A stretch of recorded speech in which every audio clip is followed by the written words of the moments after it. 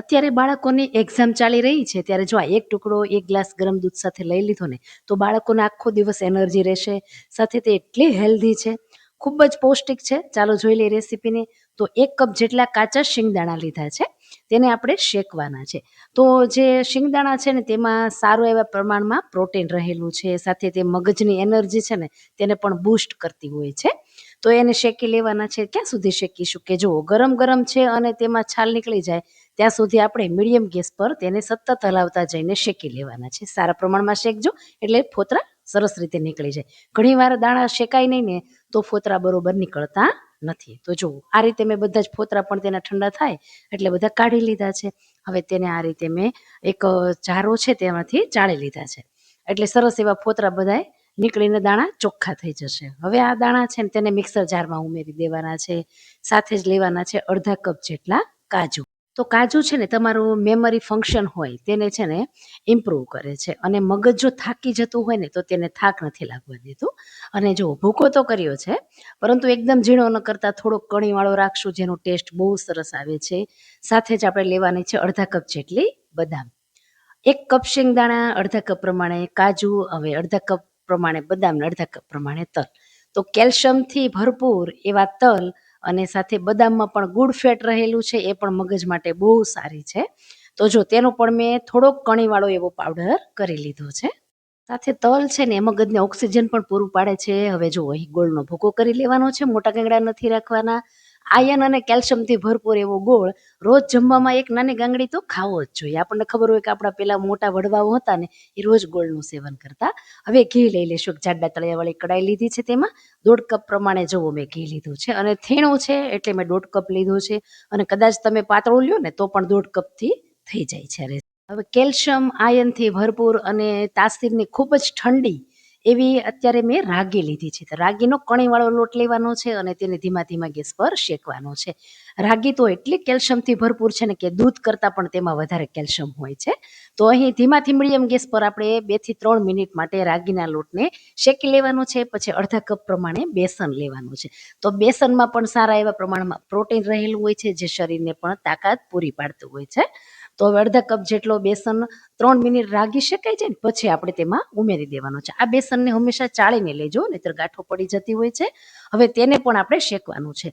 હવે અહીં જુઓ આપણે જ્યારે લોટ શેકીએ ને ત્યારે આપણે જોતા હોઈએ કે એમાં કણીઓ થઈ જાય છે, લોટ ફૂલી જાય છે. આમાં અહીં એવું કંઈ તમારે જોવાનું નથી. 7 થી 8 મિનિટ બસ આપણે ધીમાથી મીડિયમ ગેસ પર શેકી લેવાનું છે, એટલે લોટ બંને શેકાઈ જવાના છે. અત્યારે તમને એમ થાય કે ઘી તો ઘણું બધું દેખાય છે, અને જુઓ અત્યારે સરસ એવા ફીણા ઉપર દેખાય છે, એટલે લોટ અહીં છે ને પ્રોપર શેકાઈ ગયો છે. આવા ફીણ ફીણ થશે. 7 થી 8 મિનિટમાં બંને લોટ સરસ એવા શેકાઈ જશે. સુગંધ પણ સરસ આવી રહી છે. હવે જુઓ બદામ અને તલનો ભૂકો ઉમેરી દઈએ, ત્યાર પછી કાજુ અને આપણે શિંગદાણાનો ભૂકો કર્યો હતો તે પણ ઉમેરી દઈએ. ઘી જોતા તમને એમ લાગતું હતું કે કેટલું બધું ઘી છે, હમણાં જ્યારે આ વાનગી બની જશે ને ત્યારે તમને એમ થશે કે ઘી તો બરોબર છે. તો જુઓ ફ્રેન્ડ્સ, બધું છે ને આપણે શેક્યા વગર લીધું છે, તમને ખ્યાલ હોય તો. એટલે 2 થી 3 મિનિટ માટે આપણે છે ને એકદમ ધીમા ગેસ પર બધું શેકી લેવાનું છે. તો અહીં લોટ સાથે આ બધો જ ડ્રાયફ્રૂટનો પાવડર છે એ સરસ એવો શેકાઈ જશે. તમને જો લેડીઝને ખાસ કરીને બહુ થાક લાગતો હોય છે ડિલિવરી પછી, આમ બપોર પછીના 4 વાગે ને એટલે ઘણી ખરી થાકી જતી હોય છે. તો તમે પણ આ એક પીસ ખાઈ શકો છો. તો હવે જુઓ 1 કપ પ્રમાણે ગોળ લેવાનો છે. તો એક જ વાટકીથી ઘરની વાટકીને સેટ કરીને બધું જ માપ મેં તમને આપ્યું છે. આવી રીતે તમે મેઝરિંગ કપથી પણ લઈ શકો છો, અને ઘરની વાટકીનો ઉપયોગ કરીને પણ આ રીતે માપ કરી શકો છો. હવે જુઓ ગોળ ઉમેર્યો ને એટલે બધું જ મિશ્રણ તમે જોઈ શકો છો ધીમે ધીમે કેવું કઠણ થવા લાગ્યું છે. તો તમને પહેલાં એવું લાગતું હતું તો કેટલું બધું ઘી છે એમ, પરંતુ પ્રોપર માપ છે.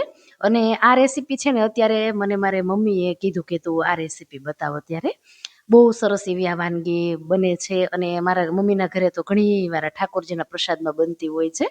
તો જોઈ શકો છો કે એકદમ સરસ શેકાતા શેકાતા ગેસની ફ્લેમ જ્યારે આપણે ગોળ નાખ્યું ત્યારે બંધ કરી દેવાની છે, અને ગોળ ઓગળી જાય એટલે મિશ્રણ કઠણ થઈ જશે. પછી આ રીતે આપણે એક ત્રાસમાં ઢાળી દીધા છે. હવે તમે છે ને જો લાડુ બનાવવા માંગતા હોય ને તો ઘીનું પ્રમાણ થોડુંક ઓછું રાખવાનું, એટલે કે 1.25 કપ જેટલું રાખવાનું છે. અત્યારે સુખડી જેવું હું કરી રહી છું એટલે મેં છે ને તેને થોડુંક ઢીલું રાખ્યું હતું.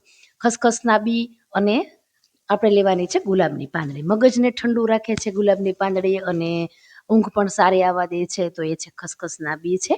તો બહુ સરસ એવા ન્યુટ્રિશનથી બધા જ જે ઇન્ગ્રીડિયન્ટ્સ વાપર્યા છે ને એટલા સરસ પોષક તત્વોથી ભરપૂર છે. અને હું છે ને ડિસ્ક્રિપ્શન બોક્સમાં તેનો આખો ચાર્ટ પણ આપું છું કે તમને કેવી રીતે હેલ્પફુલ થાય છે. તો જો અત્યારે મેં પીસ તો થોડાક મોટા કર્યા છે, તો મારે આનાથી થોડાક એવા નાના કરવાના છે. જો રેસીપીમાં થોડોક સારો દેખાવ આવે એ માટે મેં પીસ થોડાક મોટા કર્યા છે. પરંતુ બાળકને જ્યારે આપો ને ત્યારે આ અડધો ભાગ કર્યો ને એટલો ભાગ આપવાનો છે.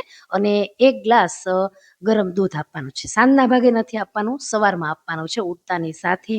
બહુ જ સરસ એવો એકદમ સરસ સોફ્ટ આ સુખડી બને છે, એકદમ સરસ હેલ્ધી છે.